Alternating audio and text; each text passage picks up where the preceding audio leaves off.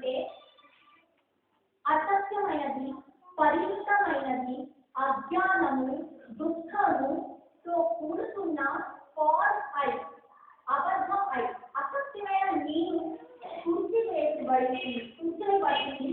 దాని ప్లేస్ లో నిజమైన రియల్ ఐ, అనంత శక్తి, అనంత జ్ఞానము, అనంత ఆనందము, అనంత ప్రేమ, అనంత శాంతి, నిరంతరంగా నిత్యమానంగా ఉంటున్న అస్తిత్వం కలిగి ఉన్న నిజమైన ఐ, నిజమైన నేను అనేది అధికారం.